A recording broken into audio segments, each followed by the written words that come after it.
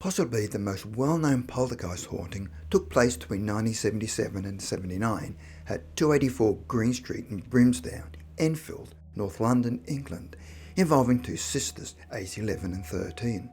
This incident became known as the Enfield Poltergeist. However, 20 years before that incident, there was a very similar poltergeist haunting in another part of London in Battersea. In 1956, a family by the name of Hitchings lived in a terraced Victorian house at 63 Wycliffe Road, Battersea in South London. The family was Walter Hitchings, an underground train driver, Kitty the mother, Shirley the teenage daughter, Ethel the grandmother, and an adopted son called John. One day, strange things started to happen when an ornate key appeared on the pillow of 15-year-old Shirley's pillow.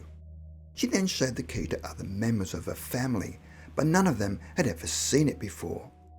They tried the key in various locks of the house, but it did not fit any of the doors. One night in January 1956, knocking began, followed by loud banging, thumps, and then incessant pounding that rebounded around the house. It was so loud that neighbours started to complain about the noise. Then scratching appeared to come from inside the furniture, and the lights started to flash on and off. Shirley clung to her father, begging him to make it stop. But for the terrified Hitchings family, this was only the beginning, and during the cacophony, the key suddenly vanished. The noises would continue night after night, and believing it was a malevolent spirit, the family nicknamed it Donald, named after the bad-tempered Donald Duck. In March, the poltergeist started to draw messages on the bedroom walls and started to make demands, such as wanting Shirley to wear her hair in a certain way. It then threatened them, saying it would set fires in the house. Her father locked all the matches and knives in the air raid shelter in the cellar, but unfortunately, fires started all over the house. One night, her father got burned putting out a fire. Underneath the burn were gouge marks, like he'd been clawed. The spirit then tried to push her grandmother down the stairs. Night after night, the whole house would shake, which lasted for 3 weeks, and it felt like they were in an air raid. The family had now become traumatized and sleep deprived. The police were called in, followed by surveyors, who looked for possible causes of the noises, but they could not find anything and left with no explanation. 3 weeks later, things took a turn for the worse when objects started to move, and one of Shirley's gloves lifted off of the floor, striking her father in the face. Pots and pans started flying out of the kitchen when nobody was there, and on another occasion, the pots floated towards them and then suddenly speed up, causing them to duck. All the pots would just hover in the air before striking the wall. The family could only watch in total amazement and horror as a pair of slippers walked around the room, and on other occasions the piano would start playing by itself. One night Shirley was suddenly awoken when the sheets were being dragged from the bed. Her family were woken up by her screaming and rushed into her bedroom and found they had become embroiled in a vicious tug-of-war with invisible hands trying to pull the sheets in the opposite direction. If that was not terrifying enough, then they saw their daughter go stiff, her back arch, and slowly levitated off of the bed. The whole time Shirley was conscious, but had no control over the malevolent force. After this episode, Shirley believed she was going mad and was possessed by the devil. She kept crying and was completely traumatized.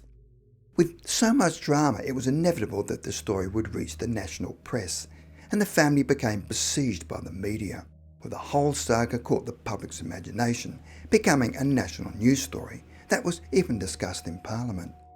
The family were approached by a man called Harold Chibbett, who had the nickname Chib. Chib was a ghost hunter who informed the family that they were dealing with a poltergeist and claimed it was responsible for the throwing of objects and loud noises. Chib also claimed that wherever there were poltergeists, there was usually a teenage girl at the centre of the activity. Shirley and her family had never heard of a poltergeist before. In order to rid themselves of this spiteful force, the family brought in a medium by the name of Harry Hanks, hoping that Hanks could exorcise the poltergeist. But Chib suggested they should first try and communicate with the spirit. Chib then laid out some letter cards on the table, where he would point to the letters, and the spirit would tap when the right letters were reached to spell out words. They made early progress when the spirit slowly began to tap out messages. He claimed to be French and said that he was scared, but Shirley showed little sympathy after what he had put them through and told him to go. Although this session proved successful in communicating with the spirit, strange happenings continued when messages appeared on the walls, such as Vive France. Chip then left some paper and a pen in the family's front room and then locked up the room and took the key home.